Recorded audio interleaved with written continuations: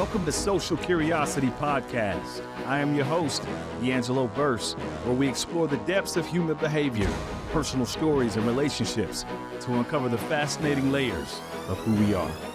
All right, so this gentleman that I'm interviewing today, we both gave a TEDx talk and we were on the same stage and we connected, man. And it was like Martin and Eddie Murphy on Life, and after the show, after we both spoke, we went and got some old fashioned Texas barbecue, walked in and it was just smoke everywhere.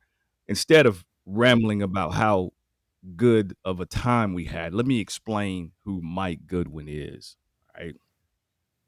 So Mike Goodwin is a refreshingly funny comedian. I'm telling you, this dude is literally like for real funny and doesn't even have to try.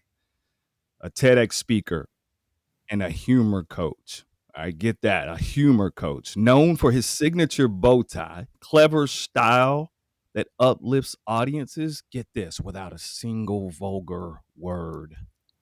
A native of Camden, South Carolina, he brings unique perspective as an Army veteran, former educator holding a master's in education, and a family man, all woven into relatable, heartfelt stand-up and keynotes.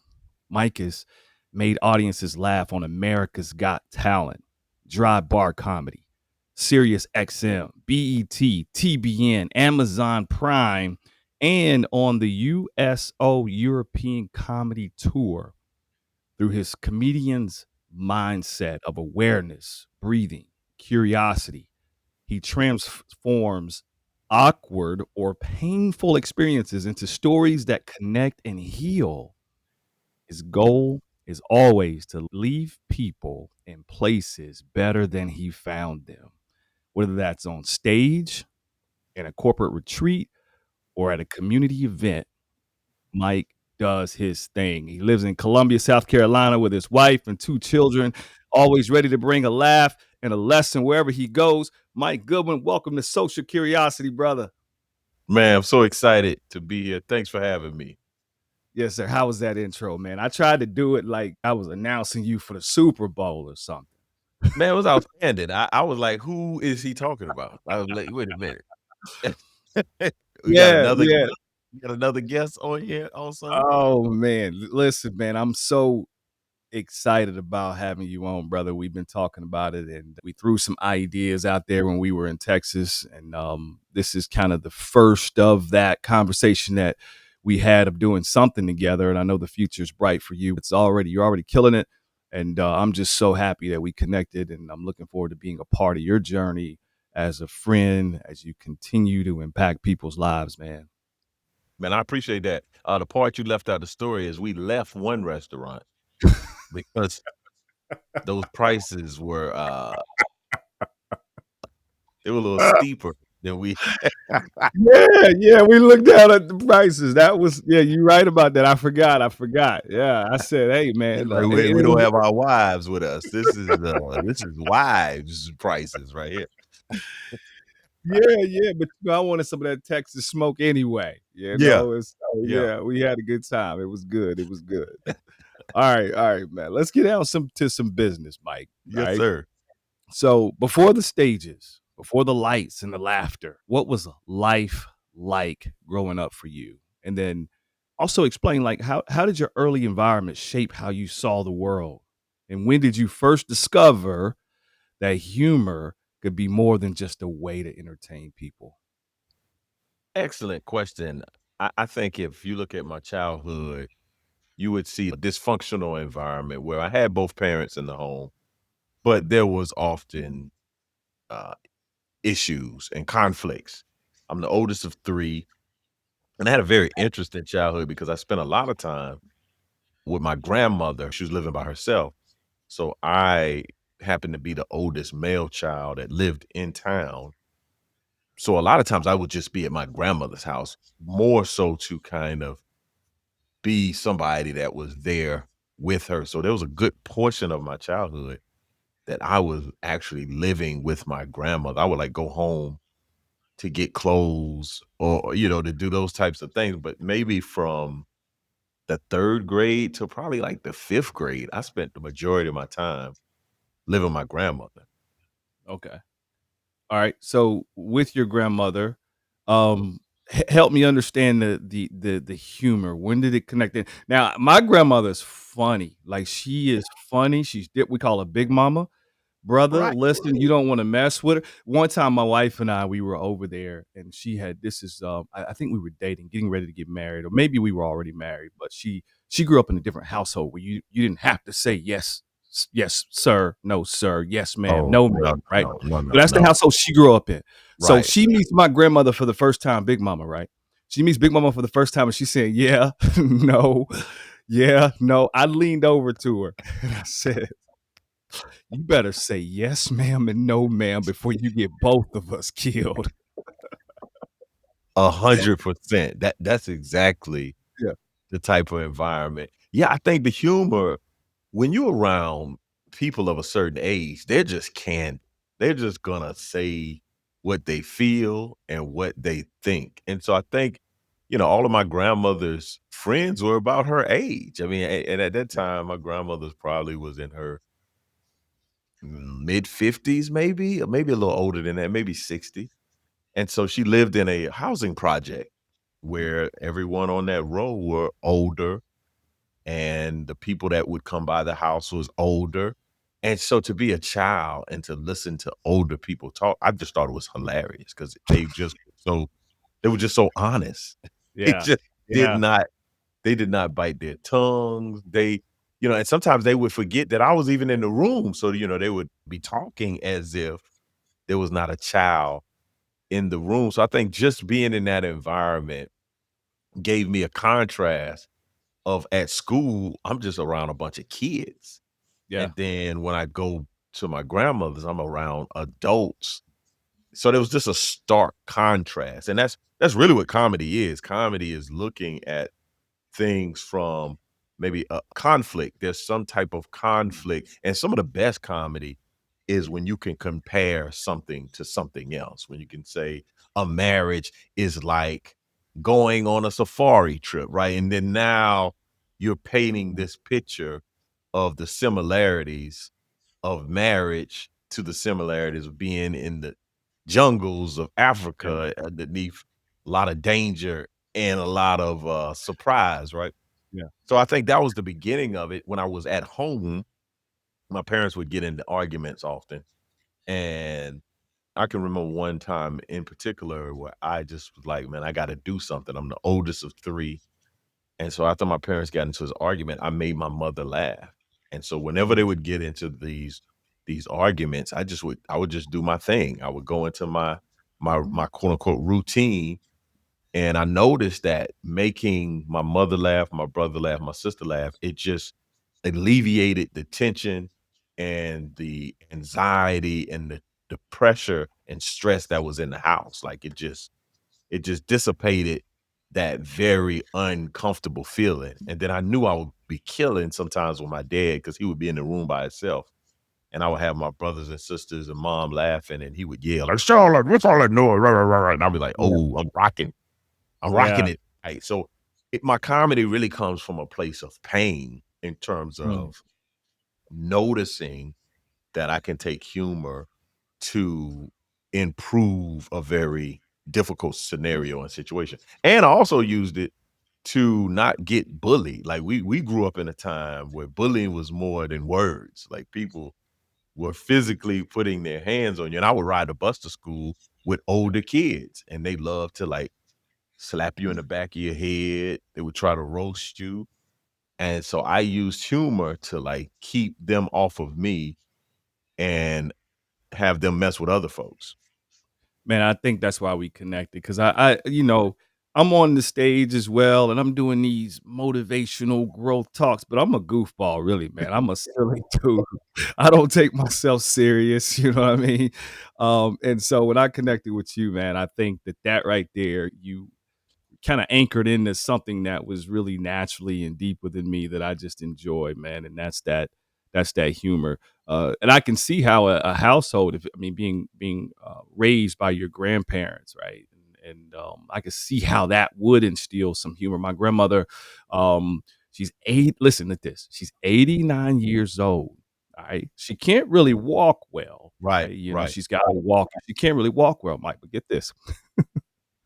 My big mom has a shotgun right beside her recliner and a Bible on the coffee table. And that's that contradiction of Right. humor, the conflict of humor that you're talking about, right? You Like, get if what the I'm saying? Lord don't get you, these bullets will, it's just Imma pray for you first, but Right, if the right, right. prayer's not That's her what you MO. need, Yeah, yeah. I Imma love it. send I you to love go it. I see love it. Jesus. That's right. That's right. All right. All right. So you've described humor as your superpower, especially during painful moments in your childhood, like you just did, right?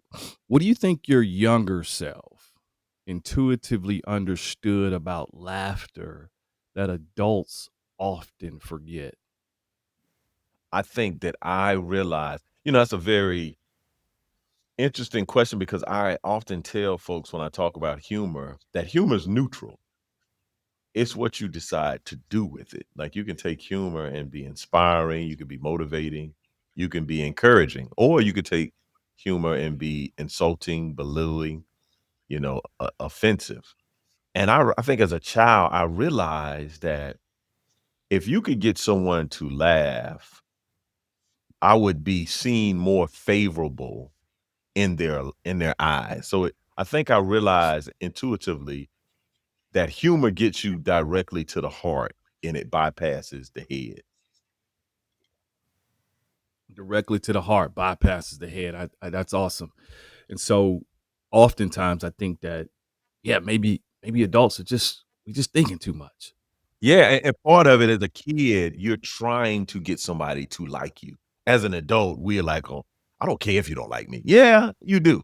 We need people to like us and to wanna work with us, and so I think as a child, we're more interested in making friends. As adults, we're like, "No new friends." Like, that's like the new Yeah. mantra, and I think humor gets lost there, the Mm. importance of it, because humor is excellent in establishing new relationships. I wondered if some of the psychological reasons. I wonder if we're afraid to let certain guards down around people. We keep this mask on. You get what I'm saying? Just afraid to let the guard down. Just always on guard, always watching you and wondering how you're gonna perceive me and those kinds of things. And when we hit it off, man, it was just like, dude, I felt like you were my best friend on day one. And we grew up together, right? Yeah, yeah, that's No, how I you're felt. right, because I think what people have not cultivated is a professional sense of humor. I used to work in a higher ed, and I worked at this school where I was the college counselor at this private school, but I would go to conferences with admissions counselors from colleges because they were our clients. We were trying to get our students into their schools. And I would have these different college reps come to the campus through the course of the year because they would do like a meet and greet at our school. They'll do an information session. But those professionals were very buttoned up when they would come to my school. They were trying to park. They were trying to come in and know if the AV worked. They were trying to make sure they had enough brochures. So what I would intentionally do when I went to conferences with these same folks, I would try to get them in like a comfortable setting, like at a meet and greet, or Mhm. get them somewhere where there may be some libations and people are a little bit more relaxed. Yeah, And I would get them in those settings and, man, have a great interaction. And that would be valuable to me because they remembered me beyond just "Oh, that's Mike Goodwin from X school." It's like, "Oh, no, that's the guy that had me cracking up at the yeah, conference in Seattle." And you're right, people are very cautious. And it's one thing because our sense of humor, typically, we exercise that with people that have known us for a long time, people that yeah. are close family members, close friends. So that's why people get in trouble a lot of times. I say oftentimes in the workplace, people bring their inside jokes to outside relationships. So you have Mm. outside relationships with these people Yeah. at your job. Y'all work together, but you don't really know them. But your sense of humor is the sense of humor you use with your friends and your buddies. And you're going to say something that at some point may be inappropriate, may be offensive, because that's what you've done with your sense of humor. You've not taken it and had a professional version of your sense of Mhm. humor. Like, hey, I can have a great time at work and not go too far. There's some boundaries that I have in place. I don't think most folks have practiced Yeah. their professional sense of humor. I think risibility, man, and being able to laugh is truly a gift, you know? And we could probably even think in terms of mental conditions, right? And how just getting people to laugh can even impact mental health, right? Um, 100%. you get what I'm saying? So yeah, I yeah, think that's it's true. I think that's true to culture. I think that's true to team building. When you have and I say this when I do my keynote, I say I go into one of two rooms. I go into a room that has laughter, or I go into a room that needs laughter. And okay. you know pretty quickly what type of room that you're in. I hear you. I hear you. So what made you pursue it professionally? And was there a particular moment or experience or a person even that gave you the confidence to take it seriously as a calling? I think so. I remember the first time I did it, I did comedy at my church for the first time. That was the first time I did a New Year's Eve service at my church. I did about 7 minutes, and I got a standing ovation because I was a surprise guest. Nobody knew that I was gonna be doing it, and I did the 7-minute set because we typically would have comics at our New Year's Eve service, and we had a comedian at my church who basically was the catalyst for me to even think about doing stand-up. So I did it that night, and I felt like there was a void that was filled because, similar to a child, like if you ever been to somebody's house and a child, you'll be playing with a toy, and they see that you like that toy, they run back and they get another toy, and they run Yeah. back and get another toy. Well, that's how I was with my sense of humor. Like if I made you laugh, I'm like, "Oh, you like that? Wait till I show Yeah. you this." Okay. And in my personal life, I was doing the most. I was doing too much because I didn't have an outlet. Like I just had like this humor faucet that was constantly flowing, and I had nowhere to put it on a regular basis. Because at work, you can be the funny guy, but Mm. at some point, it's like, "Hey, Mike, quit telling jokes. Like, let's focus. Yeah. Let's like." Yeah. So once I did stand up at my church that night, I was like, "Oh, this is where that energy goes." Because before then, I would have told you that I was an extrovert and I love people, which I do, but I think I'm more of an ambivert. I'm an extroverted introvert, right? So Yeah. I like being around people. I like, being on stage, but I need my time away to recharge and to focus and to get clear. So when I started doing stand up, I had the ability to take all these ideas, all these thoughts, and send them somewhere. I could take them on stage and perform. So that was the first thing that made me think that, oh, I think I'm supposed to be doing this. I think this is what I'm purposed to be doing. Because I did a lot of stuff in my life. I joined the military after high school. My goal was to become a dean of students at a university. So I was kind of on that path. And then when I started doing stand up, I knew pretty quickly that, this is what I should be doing. But to be able to do it and to be profitable at it, that is a totally different thing. So I started doing stand up and I was working at the school doing stand up on the side. And I probably was about 5 years in, and me and my wife noticed that I made half of my salary doing stand up, like Mm. part-time. I'm doing this. So we were like, wow, that's that's pretty interesting. So we got really serious about paying down debt, saving money. And then we were like, okay, well, let's see if we can do it again. And the next year, I made half of my salary doing stand up. And I did it 3 years in a row. And I Okay. think that gave us the confidence to say, I think if we focus solely on this, it could work. Okay. And that's what we did. I took the leap of faith about 12 years ago. and I've been rolling ever since. You've even developed a model, right? And you spoke about this in your TEDx talk, which I found was very interesting. And you even had a story to kind of go along with it. But you introduced the comedian's mindset, awareness, breathing, and curiosity. Where did that come from? Is that something you had to fight for internally, or did it kind of emerge naturally as you matured in comedy? I think that as I matured in comedy, and one thing I've always noticed that this is the analogy I use because everybody has a sense of humor, and comedy is so subjective. So you and I could look at the same comedian, and you can say I hate him, and I could say that's the funniest person I've ever seen, and we're both right. Like Mm. comedy, everybody's the king of their own personal sense of humor, king or queen of their own personal sense of humor. So there's no licensing, there's no Yeah. board that will certify you, there's no degree that you get, and they're like, all right, now you're a Yeah. comedian. So it's so much ambiguity there that everyone thinks they can do it because especially if you watch somebody that does it, they probably make it look easy.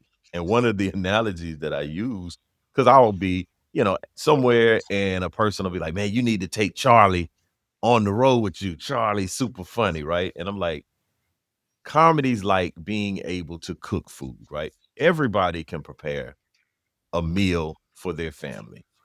Being a comedian is like running a restaurant, right? Like Okay. that's a Yeah. totally different situation. Like you can feed your family, you can have a cookout at the house. Folks come over, they have a great time. But to run a restaurant Yeah. is a totally different endeavor. And so Yeah. that's what doing stand up is, man. It's really this high level of not just making people laugh, but branding yourself. I mean, I think one of the biggest leaps for me is when I started seeing myself as an entrepreneur more so than an artist. Yeah. I made a leap in my business and in my career when I just stopped seeing myself as talent. Yeah, you even we talked about that. Even seeing yourself as a keynote speaker, has put you in an entirely different lane as well. Now break down this ABC model. Yeah. Give us a little story about that as well. That I've already heard the story, but in terms of awareness, breathing, and curiosity, unpack that one. Well, we all have been in a scenario where we have a conflict. And in the conflict, we conduct ourselves, you know, like I just had an issue at my gym, and me and this person got into like a little fracas. It wasn't a big deal, but you walk away from that conflict, and you're like, man, I should have said this. I should have done that. You are more aware of it as you're thinking about it later than when you're actually in the moment. So when you're actually in the moment, if you can just take a breath and think about, wait a minute, this person might have gotten a very distressing phone call before coming to the gym, or I still might be aggravated because my kids didn't take out the trash. So I like this scenario might not be the issue that I really think it is. But if you're not aware, if you're not mindful of like, hey man, what's happening? What's going on? We're more reactive Mm. versus trying to be reflective and say, okay, maybe there's something more here that I'm missing. And again, similar to what I said earlier, you'll walk away from the scenario and you're like, oh, if I would have said that, it would have diffused the whole scenario. There was a situation that I did a keynote at this FCA event in South Georgia, and there were about 50 people. And I get there, and it's like one other African American person in the room. I'm like, hey man, is this some kind of prank? Like I'm in South Georgia. I'm not in Montana. I'm not in Wyoming. I'm like, hey man, I clearly y'all playing a game, right? And so there was this tension in the room that we could feel. I could feel it because people were thinking, what is Mike gonna say? How's he gonna deal with this scenario? I know he has something. And I chose not to. I chose to like bulldoze through the presentation. I was like, man, nope, nope, not I'm not gonna do anything. I got in the car and I started thinking, I started being aware. I'm like, why didn't I say anything? I could have easily addressed it. All I had to do was look at the woman and say, hey, ma'am. are these people holding you against your will? And that would have just alleviated the tension if Yeah. I was aware, and then I could have took a moment to breathe and to think about, okay, what could take place in this time? And then that's what curiosity is like, okay, what can I say? What can I do? What can I make mention of to help facilitate a more pleasant experience? Because people didn't, they wanted to have a good time. They didn't want to bring me there and for them to be tense and for me to be tense and for this not to be a great experience. So that's where the ABC is kind of like being aware, taking a beat to like breathe, and then running some possibilities. When I was a kid, man, one of my favorite books were those books that were adventure books. And like if you turn to page 12, this happens. But if you turn to page 36, this happens. I love those books, man. Because I used Yeah. to be so excited about the endless possibilities. And I think that's what curiosity provides is endless possibilities versus shedding yourself or placing yourself in this corner. You respond, I got to respond. I remember being in a training when I worked at the school and they were talking about discipline issues with the students. And the woman that was presenting was like, sometimes you get into a tug of war with students. And she was just like, simply drop the rope. If you drop the rope, now you're not in a tug of war. Now you can navigate. But if you're like, hey, Mr. Jimmy, Billy, get in line, and Billy's not going to get in line, and we're not leaving till Billy gets in line. And versus, let's drop the rope. All right, class, let's head to the cafeteria. And now Billy, like, I guess I got to get in line, or Billy stands in the hall, right? But Yeah. you're not in this tug of war. And I think that's where just being open with a level of curiosity can give the comedian's mindset, because that's what happens on stage. Like we're constantly looking at our audience. I had a meeting with a young guy yesterday about like material and how do you choose material, and I Yeah. told him, and I believe this to my heart, if I knew what jokes would work for a particular show, I would just do it. Like Yeah. if I could put in chat GPT, say, hey, give me the 17 jokes that will work tomorrow night, I Yeah. would do those jokes in that order, Yeah. and Yeah. I would go about my business. But that's not how life works, right? So you have to be open. You have to like take a beat and breathe, and you have to be curious about, okay, what could this line of questioning lead to? Or if I said this, how would they respond? And that's a good summary of what the comedian's mindset is. Speaking of curiosity, I'm curious about how comedy functions for you personally. Not as a performance or in what you do, but as a process. All right. So when you go through hardships today, right, do you find yourself reaching for humor first, or has your relationship with humor kind of evolved? Yeah, I think I've always when I'm in a tough spot or if I'm in a place where there is some tension, I will I will lean into the humor. I will try to diffuse. I'm a diplomat. Like I want no smoke. I want peace. And even if there has to be conflict, I think that we can navigate conflict in a very dignified manner. I don't think that we need to take personal shots and try to be malicious in navigating. So I think that I understand the power of my comedy and I utilize it. Like if you're an athlete and your strong suit is to go to the post, people will talk you out of going in the post. Yeah, you always go to the post because okay, yeah, it works. Right. Like Yeah. you're Yeah. not gonna Yeah. talk me out of doing the thing I know that works. Right.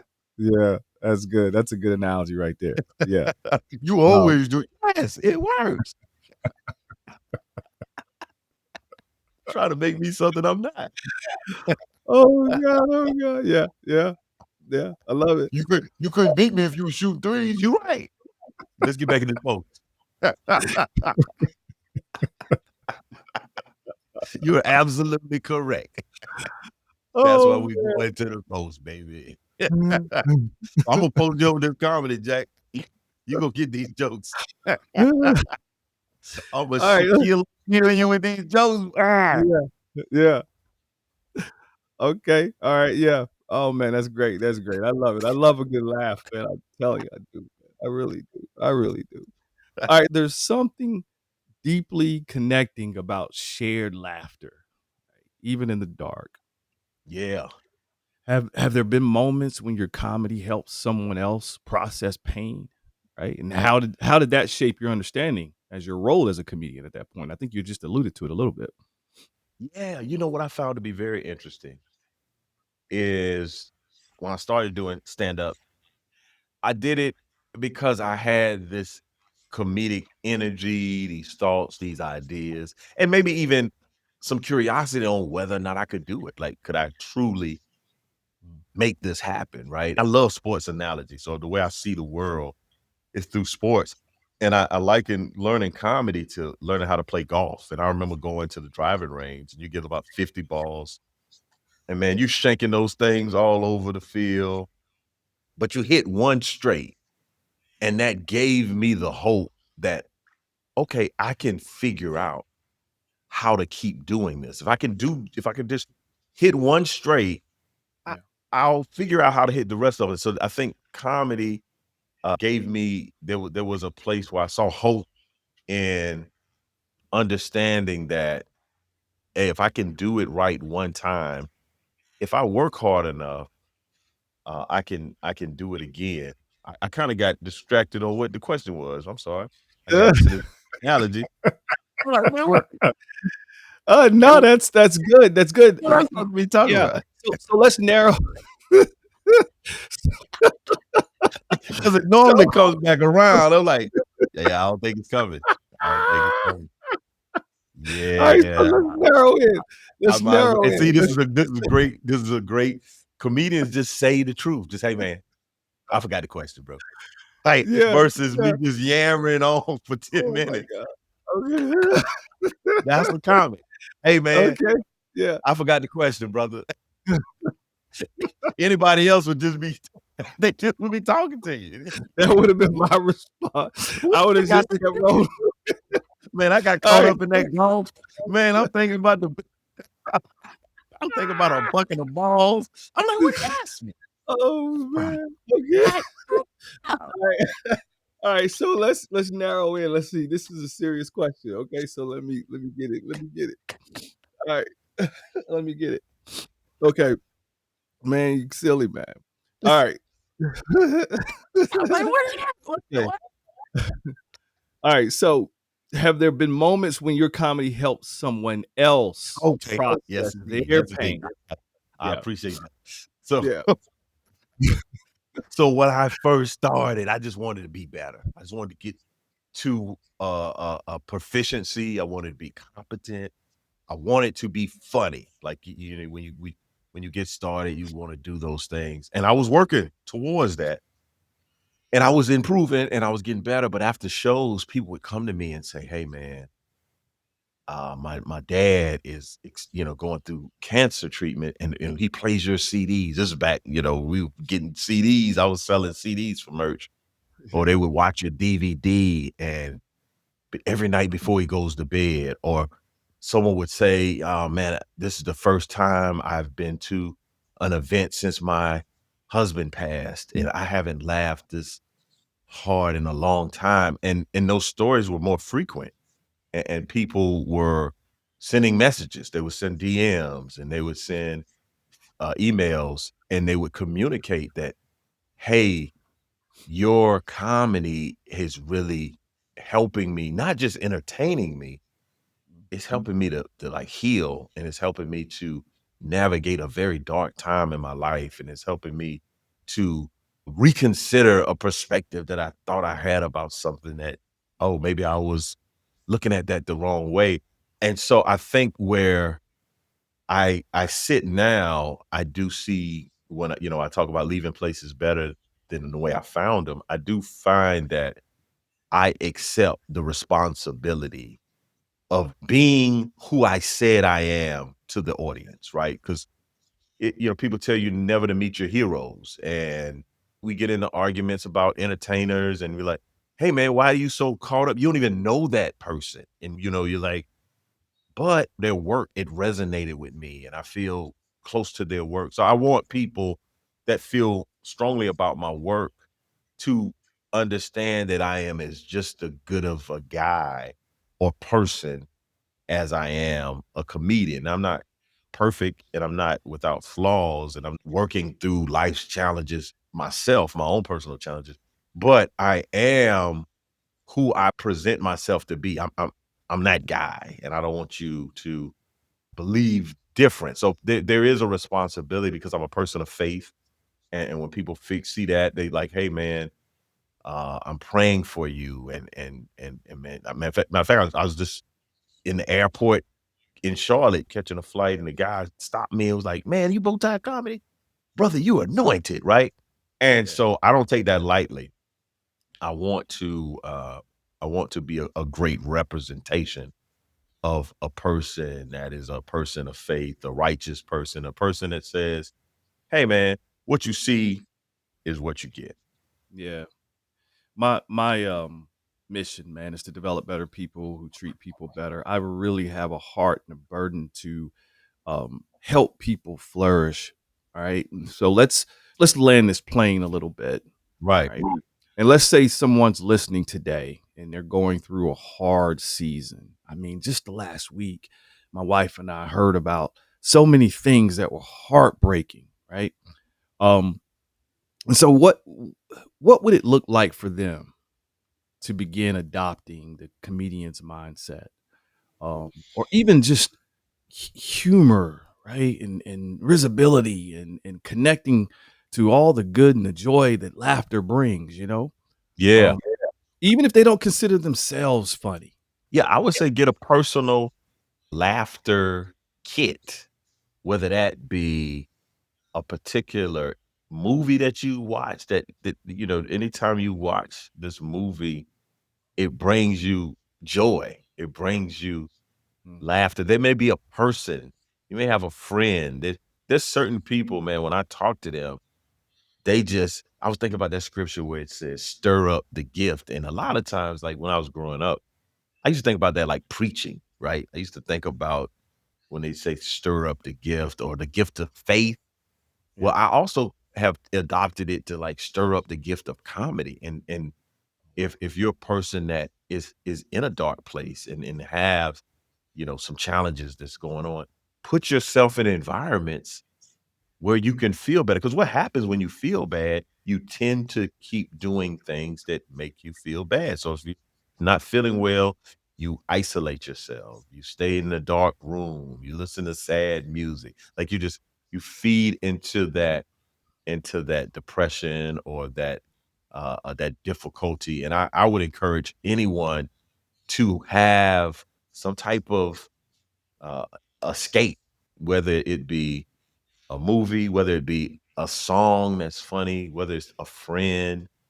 Maybe it even can be some ice cream. Like you might just anytime you go and get some ice cream, like you Yeah. feel good. You Yeah. feel like it reminds you of your childhood, or reminds you of when your granddad would take you to go buy an ice cream sandwich, right? So I would encourage people to be deliberate about infusing their life with humor and laughter. Because I say this often, sorrow doesn't care about your schedule, right? And so when Mm, sorrow shows up, it's gonna knock the joy out of you. Like it's just, I think about when we were kids and we played video games and we had like that energy yeah. level, that little meter, and life knocks joy out of you. Like life puts joy into you too, but if you're not careful, life can knock all the joy out of you and you're on empty and you don't even realize it. And so I would encourage people, it's like the times of lack, Mm, save, times of abundance, save, like always be adding into your joy bank, making joy deposits. Get around people. Maybe you're not funny, but get around people that you enjoy their company. You may enjoy being in their presence. And I think that's vital in terms of self care, like mm, having the mental responsibility to say, I don't feel good. And it's okay not to be okay.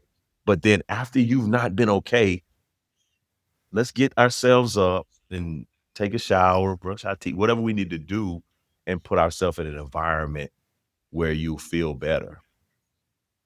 You know, the Bible says that laughter is like medicine. Right. Um, and that that to me just demonstrates how important it is to laugh, to have that joy. And if laughter is like medicine and you are a prescriber of laughter, then I guess that means you're a physician, brother. I don't know I'm if a that joke landed, but you know, hey, I was giving it a shot, hey, you know. I'm a quack. I'm a bootleg or bootleg. Yeah, yeah. All right, Out here. Mike. So every time we're talking, man, you're in the airport, you're somewhere. So, brother, I just appreciate your time today. If people want to learn more about you and your work, how can they find you? Yeah, the easiest way is to go to MikeGoodwin.com.